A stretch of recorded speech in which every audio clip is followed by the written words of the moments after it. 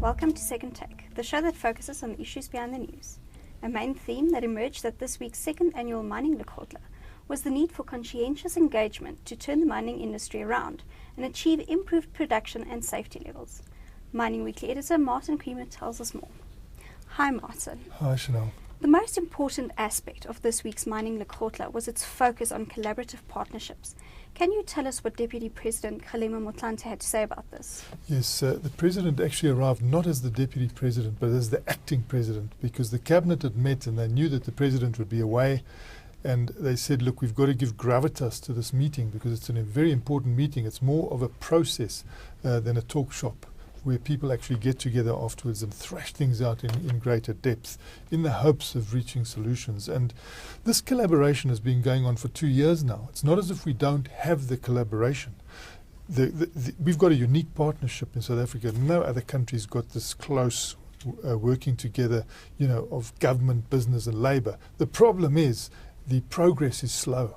And when you get into these sort of deadlocks, you need to say, guys, we've got to quicken the pace of improvement here. We're not seeing the improvement. We're getting together often, but unfortunately we're saying the same things. And from the government point of view, of course, they're very keen on some of these archaic legacies being removed. And the Deputy President, as the acting President, Kgalema Motlanthe, who is a former miner himself and a former union leader, has got a tremendous insight into what's going on. He's also got a lot of respect from the mining community. They really think that he's leading the show very, very well. The problem is he has said that he might not be around for the next term because he's indicated that he will be leaving politics. So that could leave a bit of a vacuum. But in the meantime, he's dealing particularly with migrant labour, and he wants to see some sort of reform there, which I think is crucial. How can the mining industry move forward from the collective effects of past policies? Yeah, these past policies, one of the worst, and a speaker put it in the lowest rung of hell. In fact, at the one of the speakers, he put migrant labour in the lowest rung of hell, because he said of all the apartheid legacies, this was the worst. And we know that there have been a sort of a zone created where no one wanted to move away from this. I think that because it had been in South Africa for 100 years, not even the workers wanted to go into a different paradigm, because it was so deeply entrenched in their communities, where they lived away from the rural areas for 12 months at a time, went back for a few weeks, but would remit money there.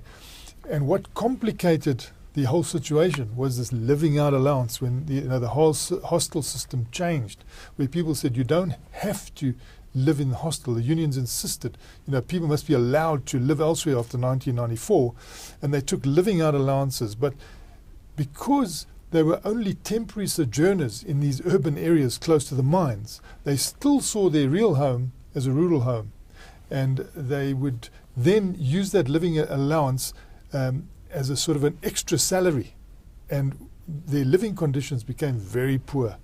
They would be close to the mine, living in a shack, and this has created huge social complications for the mining industry, and its reputation and brand has been damaged. A warning was also put forward that the South African mining industry had no future if it failed to innovate. Can you elaborate on that? Well, I think that it was a great contribution from Mark Kutafani as the president of the Chamber of Mines, and Peter Schwartz coming in as the keynote speaker, from the US. And their message was clear. From Mark Kutafani, he was saying, it's productivity, productivity, productivity. If we don't have this, we've got no future. And Peter Schwartz was saying, it's innovation, it's innovation, it's innovation. If you don't do that, you've got no future. And the two go together, because the innovation has got to give the extra productivity.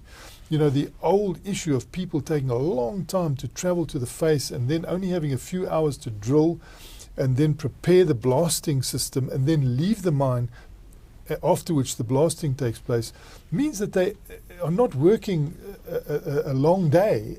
They're working hours, but they're not productive hours. And as we get deeper, it gets more and more crucial to try and increase this productivity.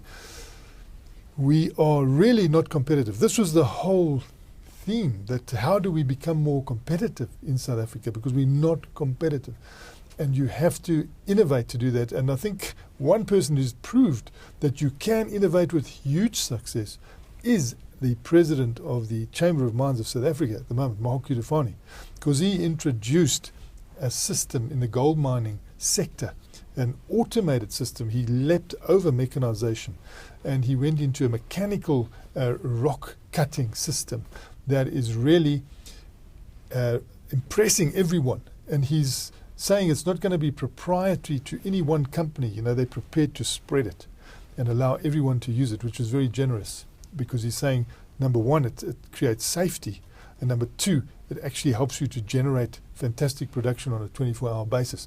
So that is the sort of solution you need in South Africa. You've got to come through with something that works, and he has done that.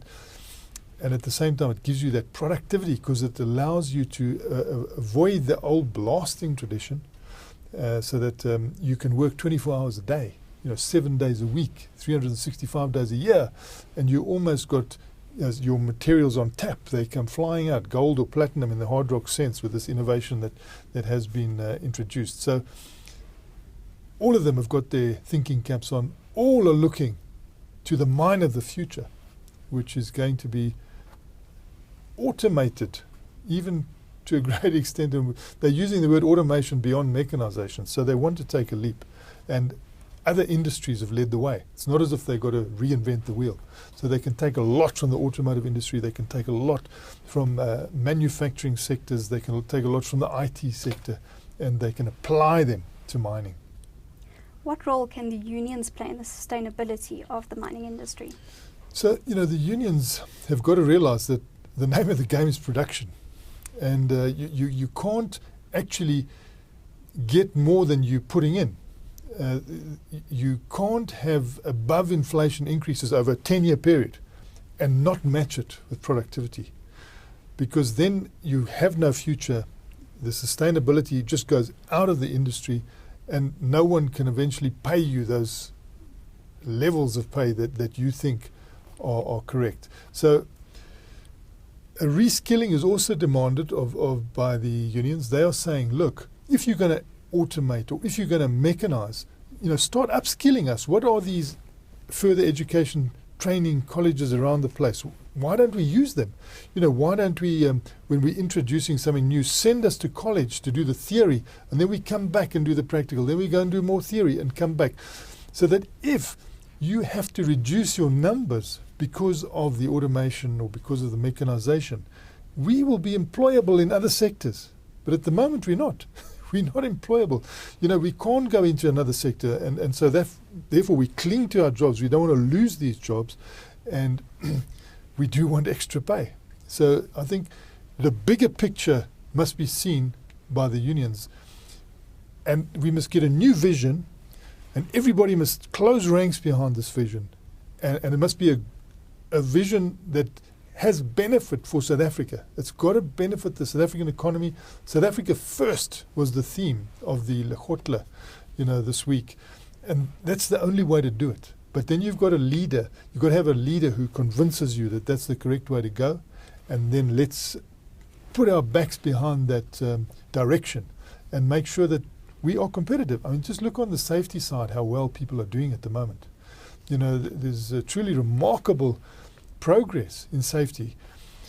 It's better than what has taken place in the US. It's better than what's taken place in Canada. And Canada used to be the benchmark. The Ontario benchmark used to be it, because that was also deep level mines, so we could compare them with South African mines.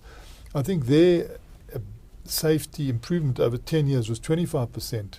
Ours has been 66%. So if we continue trending the way we are over the next 10 years, we will be the benchmark, the world benchmark, when it comes to mine safeties. And those are the things that we need to aspire to, being at the top.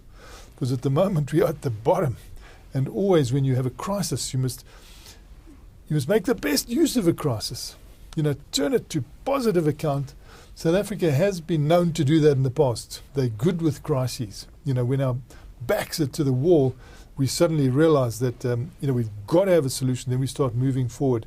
But at the moment, there doesn't seem to be anyone who can lead us out of the deadlock, which is quite worrying. Thanks for chatting to us, Martin. It's a great pleasure, Chanel. That's the show for today. Join us again next time for more news and insight into what's happening in the mining world.